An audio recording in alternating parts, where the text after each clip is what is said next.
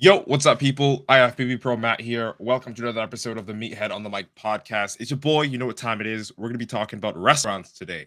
No mindset shit today, even though I really want to talk about that. But we will get back into that sort of sphere of topic tomorrow. Let's get everything rolling here. Live, boom. How the fuck do I? Oh, it's not connecting still. What's up, people? What's happening? Welcome to another episode of the Meathead on the Mic podcast. I'm just setting up the stream here on Twitter, and hopefully it's actually going to work this time. Today, of course, as you read by the title, we are talking about which restaurant you should go to.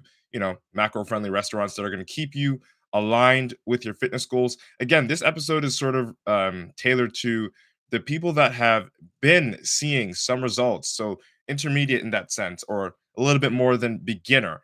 All right, because I'm not going to tell you what restaurants you should go eat at if you already don't know how to discipline yourself to make sure that you are getting results in your fitness journey as is. What's up, Felix? How you been, my boy? Yo, I've been good, man. I've been chilling and shit. How you been, Felix? Yo, bro, what's up? I see you. I see you. I see you, man. TR, what's good? Let me know how your day's going when you join. I'm just setting up over here the last phone to get Twitter rolling. You know what time it is, people. Hope you guys and girls are having the sickest motherfucking day of your life. Talk to me. Let me know what's good. Homie says, I'm on a big cut right now, brother. Talk to me about it. How much are you cutting? And what are you doing to cut? Tell me about it, bro. Share it with the world. Let's share it with the motherfucking world, dog.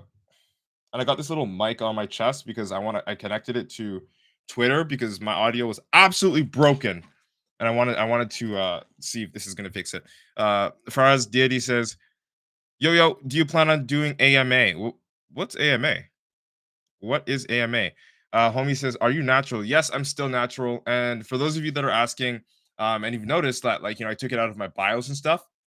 I took it out of my bio because I simply don't like feeling like a vegan. I feel like a vegan whenever I talk about how fucking natural I am. Because people are like, first of all, they already don't believe me, which is, I'll take that as a compliment. I'm actually kind of happy about that. But at the same time, too, people are like, always asking that question, which isn't bad. I just think that it deters the real message here. Whether I'm natural or not doesn't matter. I am natural, I'll tell you the truth. But I'd rather the conversation to be struck with something else. Like, I don't always like talking about bodybuilding, as you already know if you've been following this podcast for a while, right? So I'll tell you that I'm an IFBB Pro. But as far as going natural, I'm still natural, but I'm not going to shove that down your throat. I'm kind of tired of like, hey guys, I'm natural. I'm natural. Look at me. I'm so natural. It kind of makes me feel like I'm trying to be better than other people when I say that. When I'm not trying to be better than other people when I say that. I'm just like saying it because it's true. But yeah, let's see here. Felix says, I'm doing a test prep to see. Okay, yes. I remember you DM me about this. Yes, I'm doing a test prep to see how I'd look, quote unquote, stage ready. I'm doing 50 minutes of cardio every day and cut my calories down to 1800 instead of 3000. So, bro, that's fucking killer. I love the fact that you're getting yourself mentally ready and doing, we'll say, like a mock prep in that sense. But I'll say you got to give yourself some time to get ready. So you don't just drop dramatically from 3000 to 1800. You should gradually cut down by like 2 to 500 calories, depending on how much weight you're losing as you cut down. And based on basically the proximity of how far away you are from the show and how long you've been prepping, that's sort of going to be like the main determining factor as to like how aggressive your cut should be. For example, if you have a show that's coming around the corner, then and it's like less than like 6 weeks, then that big jump would be sort of justifiable. But then again, you still risk losing a lot more muscle tissue than you normally would have if you decided to prep for, say, 5 months, which is like 20 weeks as opposed to 6 weeks, right? So preparation is key. Preparation is killer. It's the number one thing that is going to enable you to get the best possible look. All right. So I hope the audio is working here on Twitter. I really do hope that, because that would be so fucking bomb if it didn't. AMA says, so ask. Oh, okay. AMA stands for Ask Me Anything, like a question and answer stream, Q&A stream. I actually haven't done that in a long time because I always make a podcast episode on these live streams. Like, that's like my number one intention. But yeah, man, if I ever do randomly hop up online on a weekend, because I don't usually go online on the weekend, then yeah, I don't see why not. I can just take the questions and answers and stuff like that. That's actually a great idea. I haven't done it in so fucking long, my dude. And I think it's about time since you asked about it. Why not?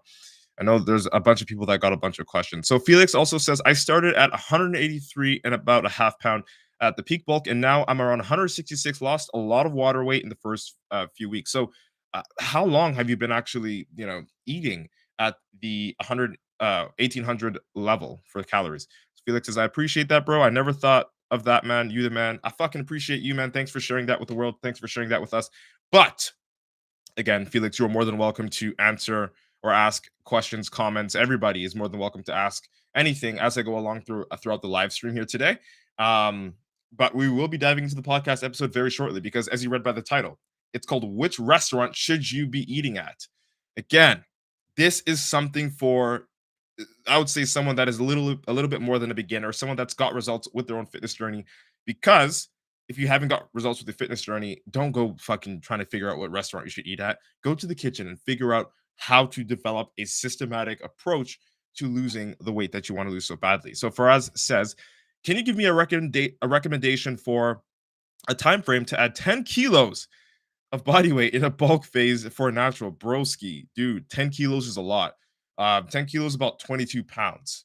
So 22 pounds, honestly, you can gain as fast as you can and as aggressively as possible. You could do that in 5 months, but I would never recommend that because, just to be quite frank, you will get fat. 22 pounds immediately, unless you're coming from the stage and coming from being depleted, is not going to be pretty, bro. All right. What I'd recommend, especially as a natural, is that if you really do want to put on 22 pounds or 10 kilos of true size, your brain should not be thinking about how fast I could do it. Your brain should be thinking about how efficiently I could do it. All right. So that means, instead of trying to do that all in 1 year, stretch it out to 2 years. And that way you could yield as much lean muscle as possible out of the 10 kilos that you're going to be putting on. Otherwise, it's sort of just counterproductive because when you do cut to get leaner, you're going to lose a lot of that fucking size. Okay, so he's aware. He says not muscle mass. I would, or sorry, he says not muscle mass.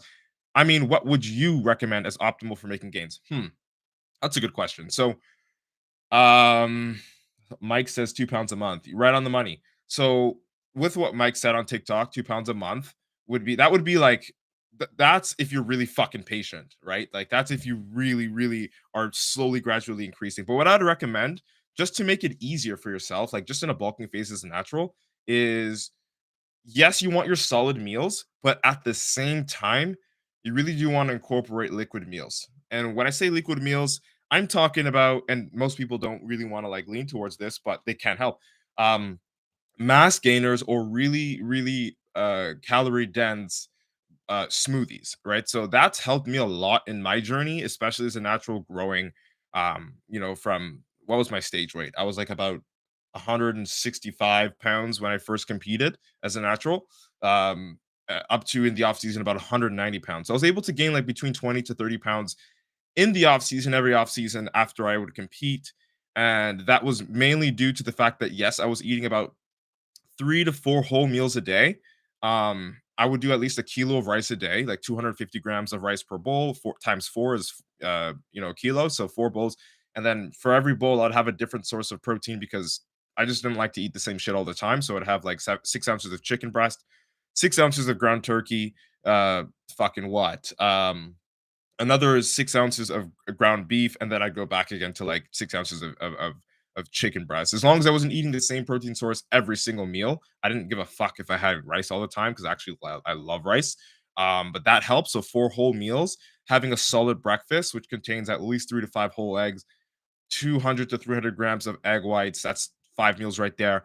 And then the sixth meal would be the one that really puts me over the top when it comes to the caloric consumption and the protein consumption, which would be either a really large protein shake in which I would put, like, say, between 4 plus scoops, and I would measure it, the grams, because I always measure everything, of whey isolate. And then I'd throw in like 200 grams of banana, 200 grams of strawberry. The fucking, even at the worst, I'd put in like bread to just to get the calories up. I would put oats or cream of rice or cream of wheat in the smoothies. And of course, I'd measure it all just so it matches what I would need for my caloric surplus in order to put on size. And that's something that, like, I will always stick by. 5 solid meals, 4 of them being rice meals, 250 grams of rice each. One of them being a heavy breakfast with eggs and or bread, make sandwiches out of it. And to finish off the day for meal number 6 would be a really fucking large smoothie, right? That is basically a protein smoothie. You could use whey isolate or you could use mass gainer. But that's what I'd recommend. Otherwise, you're going to be eating a whole bunch of whole meals every single day. That would be super high volume and not hard, not easy to digest, not easy to consume, and just not practical in the life of most people that don't do bodybuilding full time. Like if you've got a job and if you've got places to be and all that shit, having whole foods that you have to always microwave and cook all the time really become like a hindrance. But I'm fortunate enough to be doing bodybuilding full time, so I could do that. But even so, I still choose not to because it's just not the most practical. I hope that answered your question, my dude. Um, the big heart says, pretty nice. Appreciate you, dog. Faraz says, yeah, oh yeah, for sure. My liquid calories, strategy is to slime milk straight out the carton. Don't judge me, bro. I'm lactose intolerant, so that just looked to me like a fucking sin. That is like suicidal, bro. I would never, ever. I'd fucking shit out my intestines if that ever happened to me. But milk too. You can throw milk into those liquid meals in the smoothies, and just to boost up the protein, the fats, and the overall calories, definitely an option. Definitely an option. But if you've got more questions relating to that, I would love for you to shoot me a DM because I actually want to chop it up with you. And I've got to get to the topic here. We've been chilling for like 11 minutes. This has been a Q&A for 11 minutes. And I really want to get to the topic of what you should be eating, where you should be going if you want to pick something that's healthy and it's macro friendly. All right. So without wasting any time, for fuck's sake, finally, we are going to get into this podcast episode in 5, 4, 3, 2, and 1. Yo, what's good, meatheads? Hope you're having an amazing day, and welcome to another episode of the Meathead on the Mic podcast. It's your returning champion, IFBB PRO Matt Butale, coming at you with another topic today. And today I'll be sharing with you some of my macro-friendly go-to restaurants to eat out at. All right. But if you are getting value from this, if you ever get value from this podcast or this live stream, screenshot it, share it out to your friends on whatever platform you're watching this on. And I want to remind you that we are at episode number 93 on the Meathead on the Mic podcast. All right. So at episode number 100, I'll be doing the 100 for 100 giveaway, which is simply put $100 US cash. I'll be PayPaling or transferring to whoever sends this out the most. All right. So whoever shares this podcast out the most, you have a chance to win $100 US. No prizes, no like, fucking supplements. I will just give you the cash. All right. On the 100th episode, I will announce the winner for the 100 for 100 giveaway, and I will be doing giveaways regularly on this podcast. I won't keep any ads on this podcast because I just simply want you to get the value. So 100 for 100, share this out to as many people as you can, and you'll enter the chance to win $100 US. You can buy whatever the fuck you want with it. All right. So, and if you're watching this on YouTube, hit the sub. I see you people. We got a couple people watching this on YouTube right now. All right. Let's dive into it. Let's break into this conversation today. Let's talk about some restaurants that you should go to if you want to stay aligned with your fitness journey. So, before I get into this, I want to preface with saying this episode is pretty much geared towards those that are not a beginner, but slightly a little bit more advanced than a beginner, like, somewhat an intermediate, but not all the way there. The reason why I say that is because if you haven't already got results from your fitness journey and you aren't already disciplined and you haven't actually seen any results from your fitness journey, then I'd recommend you actually get to the freaking drawing board, get into the kitchen, develop a systematic plan that is going to help you lose weight, get closer to the body that you actually want. And then when you actually start to make progress and you see that it's consistent and that you're able to keep that progress, then and only then should you actually be able to free up the macros or free up the food selection to the point where you can actually go to the restaurants and not overeat. Okay. So again, this is geared towards intermediate, we'll say fitness people, people that are, you know, that have been eating healthy for a while, that have lost 5, 10, 15, 20 pounds, and that have kept it off and are just looking to make life a little bit more sustainable and sort of apply the rule where it's 80-20, where 80% of the time you're eating meal prep stuff that's clean, and 20% of the time you're eating at the restaurant out with the family or whatever it is. So, again, if you are a beginner, this might not be the episode for you. This is for the people that have seen 5 to 20 pounds of weight loss and understand what it takes to be consistent in the gym and in the kitchen. All right. So if that's you, if you've got results, if you are, looking to expand the horizons on what you should go eat whenever you go out that will still keep you aligned to your fitness goals, this is the episode for you. Okay, so let's talk about eating a little bit more intuitively. All right. So this episode is designed for you if you've been consistent with your training and nutrition. We just talked about that, and you are able to get some good results that you're able to hang on to. So what we're going to be talking about is macro-friendly cheat meals. You can call it a cheat meal, whatever you want. I don't really like to call it cheat meals. I just like to call them meals because I like to eat intuitively, given that, of course, I'm a professional bodybuilder and I would consider myself advanced when it comes to the discipline required in order to make sure that I'm maintaining my gains and, staying aligned with my fitness journey. All right. If you've been listening to this podcast for a while or following me on any social media platform for a while, you know that I always talk about the 80-20 rule when it comes to your fitness journey.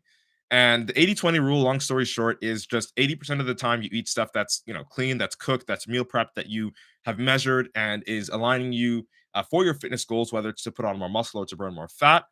And 20% of the time you eat whatever the fuck you want. Let it be pizza, let it be, burgers or whatever it is, but it still sort of fits into your macronutrient requirements and your caloric. One thing I want to say, guys and girls, one thing I want to say is being 100% strict all the time, it makes you miss the restaurants. Like that's actually what makes you crave the quote unquote junk foods a little bit more. And yes, there is a season where you're going to have to be as strict as possible, especially if you're a beginner and you haven't actually, got the results that you really want to get with your fitness journey. Okay. So that's the season where you're gonna have to actually be very sharp with it. Okay. Until you get 5 to 20 pounds of fat burned, or until you actually start to make progress in your fitness journey. Right. And guys and girls, unless you're a pro athlete getting ready for a competition or a tournament, there's no real reason to stay that sharp for that long. Again, outside of the fact that it may be the season for you to get that to be that strict. Once you get those results, there's no need to stay that robotic forever. All right. So this is going to be an episode to help you sort of release yourself from that pressure of always being 100% on with your nutrition. All right. And take it from me. I had pizza last fucking night. Okay. I get to eat intuitively because I did the work and I consistently do the work. And that's the reason why going out and eating, at random places doesn't really affect me. And I'm going to give you a little bit of those tips and tricks if you are an intermediate uh, gym goer, or at least somebody that has been consistent enough to see results and keep them. Okay. So, let's talk about the healthiest macro friendly food options for you to help you get over those hunger pangs and cravings that you originally get whenever you're driving on the road and you smell like Wendy's on the road and you realize you haven't had Wendy's in like a fucking year. All right, so I'll be sharing 4 of my top favorite restaurants to go to that are macro friendly, that'll help you stay aligned with your fitness journey, and that taste fucking great. So, without wasting any time, let's dig in. All right. So, the first place that I sort of want to talk about, and guys and girls, I'll also tell you what I order at these places. I'm not just going to tell you to go to these places. So, the first thing that I want to talk about, the first place, the first restaurant that I would actually recommend if you've been consistent with your fitness journey and you've been able to get results and keep them, and you're looking for that 20% to mess around with on the weekends or when you're with your family, is literally any burrito joint. All right, any burrito joint. And this one's kind of funny because it's kind of the closest you'll ever get to eating, like for me at least, eating like rice and chicken, because I would always go and I wouldn't even get a burrito. I'd actually get the naked bowls, and it would be a large naked bowl of chicken and rice, and then I'd get all the beans and then all the vegetables. And I personally don't like the sauces, so I won't get them. Also, that will help reduce the amount of calories that you're going to be consuming when you do go to the burrito joint. So try to limit yourself on the sauces, but get the salsa. The salsa is good. It's pretty much just vegetables, right? And it does add that juice that you are probably going to miss if you don't get the sauce on it, right? So I get large naked chicken burrito bowls whenever I go to a burrito joint, and it's pretty much just a glorified rice and chicken, but it tastes fucking amazing. The seasonings are different, and again, it's something that I could get at a restaurant that I don't actually have to prep at home. So again, it doesn't really feel like I'm quote unquote eating healthy, but I still technically am. Right. So make sure that whenever you go out to a burrito joint, you can get a naked bowl. And it's pretty similar to what you might even prepare at home. Just the seasonings are different. And limit yourself on the sauces because you don't want to go too crazy with that. All right. So the second thing I want to talk about, the second restaurant, and this one actually is probably the most gluttonous one. This is like the one where like I actually go fucking crazy whenever I go.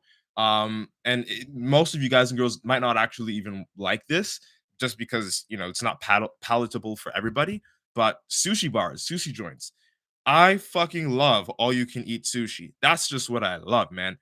Bro, if I ever go out and I was clubbing or partying or whatever it is, the next day, I don't know why, it just always tastes better whenever I go eat sushi. Right? I would have it not often, maybe twice a month at most. But I go to an all-you-can-eat sushi bar and I would order pretty much like literally just like the just sushi. Like I don't eat the California rolls. I don't eat avocado rolls. That's some California shit. I think it's disgusting.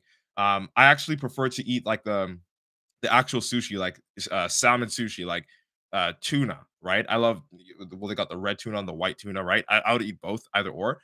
And I would just go crazy with that. I would like order so many, especially because it's all you can eat all the time. I would order a lot of salmon and tuna. And the reason why is because firstly, I love salmon and tuna, but also it's a protein source.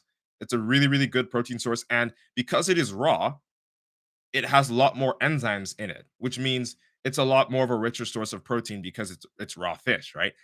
Also, the rice, the amount of rice that it comes with when you get those like sushi, like you know what sushi looks like, not the rolls, but like the actual sushi. Like it's not a lot of rice, so it's very hard to go overboard with the amount of calories that you're going to be consuming, given that the rice is literally like the size of like a baby spoon, right? So that is something that I always like to eat whenever I go out to the sushi bar, to the sushi joint. When it comes to the soy sauce, I limit myself because I mean, although it's not going to be, so much soy sauce to the point where like I'm going to be fucking with my hormones, I still subconsciously in the back of my head always think about soy boys and shit. And I'm like, yeah, I'm not going to be going too crazy with the soy sauce. So I would dip my sushi in soy sauce, but I wouldn't like drench it in soy sauce, right? I'm also being restrictive with the calories there, but still allowing myself the freedom to enjoy what I want to enjoy while also staying aligned with my fitness journey because I mean, tuna, salmon, and pretty much fish in general, especially when it's raw, is really, really, really protein dense, right? And it's a lot easier or better for your body to digest simply because when you cook foods, any food that you cook, sort of the nutrient value goes down a little bit because of the heat, right? And because sushi isn't actually like cooked, at least most sushi, or fried or anything like that, it maintains a lot of the enzymes that are beneficial to building muscle in your fitness journey. All right. So if you like sushi, definitely go to all you can eat. You'll feel full very quickly, and you're getting a whole shit ton of protein in with a minimal amount of carbs. All right. So that's number two. Number three, guys and girls. Okay. I'm going to give you like four here. Number three, this one's sort of similar to the burrito joint in the sense that when I go, I order it's pretty much close to rice and chicken. So I'd go to like any Mediterranean joint, right? You can go to like, Mr. Greek, you could go to like this just depends on where you live and what you got around you. But Mediterranean joints, we've got like Laziz here, we've got Osmos. So I don't go there often. I haven't been there in such a fucking long time, to be honest with you. But when I do go, my meals look like literally rice and chicken, and I don't get the sauces because I actually don't like them, right? But again, because it's rice and chicken, it's pretty similar to what I'm eating at home. The only difference is probably just the portion and the cut of the chicken, which is a lot more fatty because chicken breast is like it's got really a really low amount of fat on it. And the chicken that you get from the Mediterranean joints are other cuts. The same thing goes with the burrito boys joint. They usually use like dark meat, and dark meat is a little bit has a little bit less protein than white meat when it comes to the chicken because there's dark chicken and light chicken or white chicken. And white chicken is typically more dry, but it has more protein per gram than the dark meat. So dark meats are like chicken thighs, you know, drumsticks, things like that, right? So just keep that in mind, but you're still getting protein from it, right? So like that's something that I always eat whenever I go to the Mediterranean joint. It's close to rice and chicken. It would be pretty much just chicken on the rocks, is what they call it. And I wouldn't really get the sauces because I just personally don't fucking like the sauces. And that's what I get at a Mediterranean joint. It's really good. For me, it tastes good. I like it. I enjoy it. And it's also very similar to what I do prep at home. So it does keep me aligned with my fitness journey. All right. So, last but not least, the fourth option that I would recommend that you go to for a restaurant that is macro friendly that will help you stay aligned with your goals. And this one I think most people actually like is literally any jerk chicken joint. Again, it sort of goes to, and like now I understand why people are like, oh, you stereotypical bodybuilder because you eat rice and chicken. Well, fuck that, because I actually really love rice and chicken and I'll eat it every day to the day that I die. But jerk chicken, It's really good because it's got a whole bunch of blends and seasonings that you I probably don't cook with all the time, and it's just good for the palate. For me, I like to just switch it up a little bit. I don't mind eating the same thing, but if it's seasoned differently, it already tastes like a different thing. So that's something that I always do um, whenever I get really, really bored of eating the same shit. And it helps a lot. It makes me feel like I'm actually quenching that hunger pang and getting rid of that craving because I'm tasting something that I normally don't taste. And it's still sort of the same when it comes to what is actually being served, rice and chicken. But again, as I mentioned, it's not going to be the same amount of chicken and it's not going to be the same type of chicken because dark meat, drumsticks, thighs, things like that, are a little bit less protein dense than chicken breast, which is a white protein or white chicken, right? So, or white, whatever we'll call it, white meat chicken, right? So, jerk chicken, I love it. Rice and peas, I'll always have that with it. And sometimes macaroni, actually, every time macaroni salad on the side, right? And typically, I don't know why. Maybe this is just me or like my dad drilled it into my head, but I noticed they barely like actually serve you a large portion at jerk chicken restaurants. So I get a little pissed because I wish I could get more, but at the same time, I'm grateful because I'm not like over consuming whenever I go out. It's sort of like they give you a small enough portion for you to be satisfied with, but not for you to overeat with unless you decide to eat another bowl, which again, get some self control here. You're eating 80-20 and not 70-30 or not 60-40. All right. So this is the 80-20 rule. 80% of the time you're eating clean, prepped, cooked meals. 20% of the time you get to go out and eat whatever you want. All right, so those are the four options that I always, always, always go to: burrito joints, sushi joints, all you can eat typically, Mediterranean joints, and jerk chicken joints. But one thing I'll also throw in there that I sort of talked about earlier on in this episode is pizza. And pizza is actually more of like a functional sort of cheat meal for me as a bodybuilder because pizza is like, let's look at it. Pizza's what? Pizza's majority bread. Then you get some cheese. Then you get some, for me, the protein. I always have chicken on it and I drizzle barbecue sauce on it. I'm a weirdo like that. I like barbecue sauce on my pizza, but it serves its purpose because of the ridiculously high amount of carbs. And if I go throughout a day where I'm not eating a lot of carbs, like say less than 200 grams of carbs, then I would, typically get a pizza because I'm getting like a shit ton amount of. First of all, it's already like almost 1,200 to 1,000 calories, like a medium pizza with chicken breasts on it, a grilled chicken breast, and barbecue drizzle. And whenever I do that, it would boost up my glycogen. So basically, fill up the glycogen stores that I've depleted the day before or the day of by training super hard. And then I'll always notice the next day, whenever I go to the gym, the pump is absolutely unreal. So, like, it's sort of like a hack. Again, this is like the pizza I would recommend for someone that is actually super advanced if you really want to incorporate it, like, say, every other week, like every 2 weeks or whatever, simply because it has a shit ton of calories and it's very easy to eat a whole box of pizza and go over the amount of calories that you normally would restrict yourself from eating, especially if you're in your fitness journey as a beginner or an intermediate, right? But for myself, especially when I get super lean, pizza is like the one thing that I could eat and it will blow up my muscles the next day. I would look round as fuck, shredded as shit, and also there's a pretty good amount of sodium content in there, which will of course benefit my hydration and my vascularity whenever I do perform in the gym the next day, right? So pizza is definitely something for me. I would recommend that if you are pretty much lean already and you've got a really, really good physique. Outside of that, pizza once a month won't kill you, but if you want to regularly incorporate it, as I said, like a bi-weekly thing, make sure you're at least under 15% body fat, right? If you really want to be getting those like carb benefits. Otherwise, you're really just kind of holding yourself back because there are other options that you could go to that will still make you feel full, but you'll have more control and it won't be as easy for you to overeat in comparison to the other places. All right. So,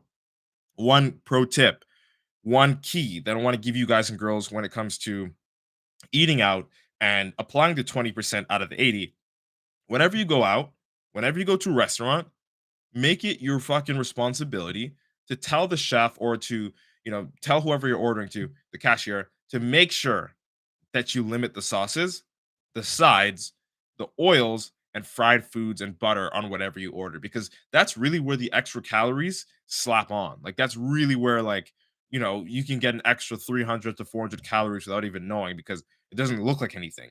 Oil is pretty much all over the food. It's not a separate thing you eat. Same with like the butter and the fried foods, right? And the sauces as well. It gets all over the food. It's not like you're eating a separate thing, but it's liquid and it's very, very calorie dense and it will actually pack on more calories than you even know.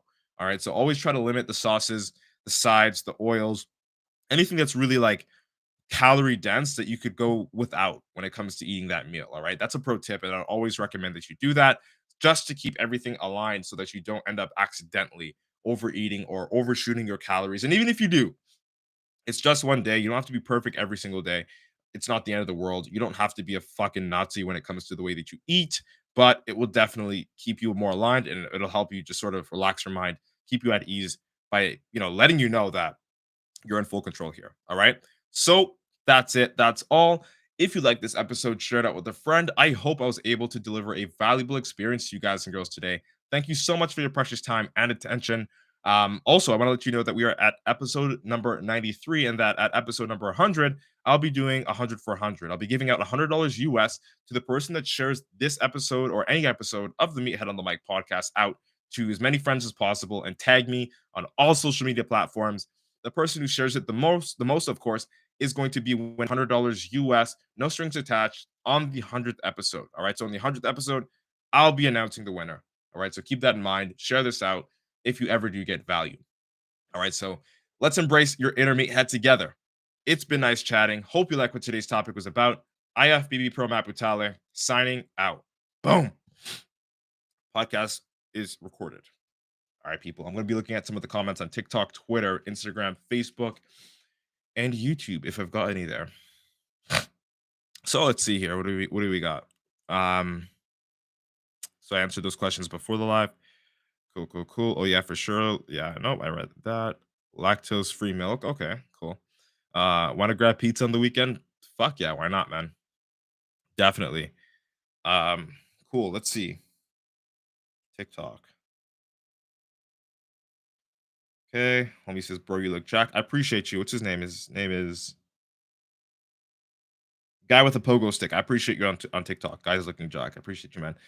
Bear says, I want to take a pic with Cardi B inside my cardigan. That's just some TikTok comments. Some people are just wilding on TikTok for absolutely no reason.